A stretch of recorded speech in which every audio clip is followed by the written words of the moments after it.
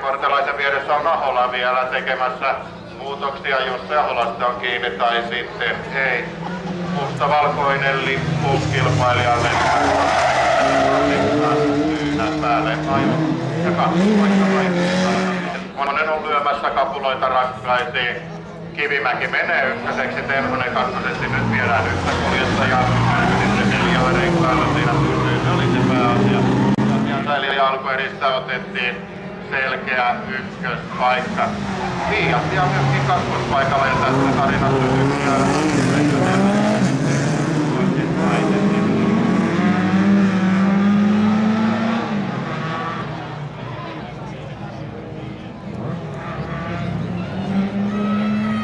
eli se lasten leluintiläitä autosta löytyy 16 kappaletta.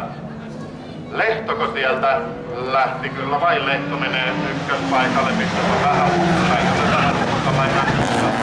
Kilometrin välissä autoa, niin näin kuin aikataulu, mikä on hieman paikkojen mukaan.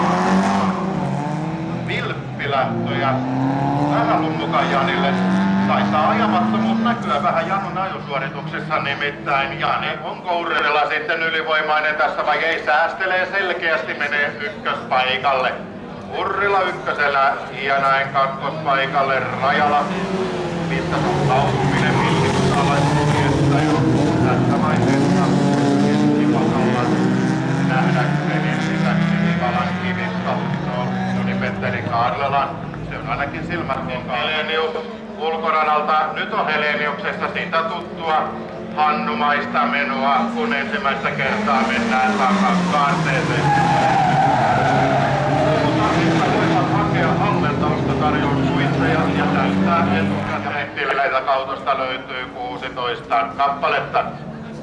Lehtoko sieltä lähti? Kyllä vain Lehto menee ykköspaikalle, missä on vähän uutta. Ei ole vähän uutta vain näkyssä. Kilometrin välissä autoa, niin näin kuin aikataulu, mikä on hieman paikkojen mukaan. Vilppilähtöjä Vähälun mukaan Janille. Taitaa ajamattomuus näkyä vähän Janun ajosuorituksessa, nimittäin Janinasta kakkos-kolmospaikalla nyt piirrellään.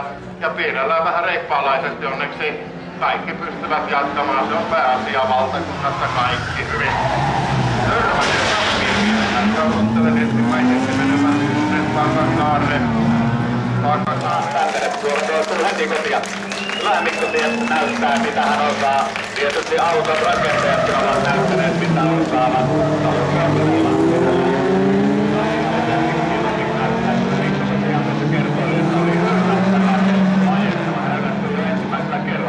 Testailemassa tuota autoa. Ja eilispäiväinen voittohan Mikolla on alla tuolta etuvetokargaanin luokasta. Se olisi ihan kiva, että saatais vielä Mikon esäpakka. Kyllä vain Vihikanta. Ja Johan Reijan Kellosalolla YTPC 3 pykälää 1 ja maata.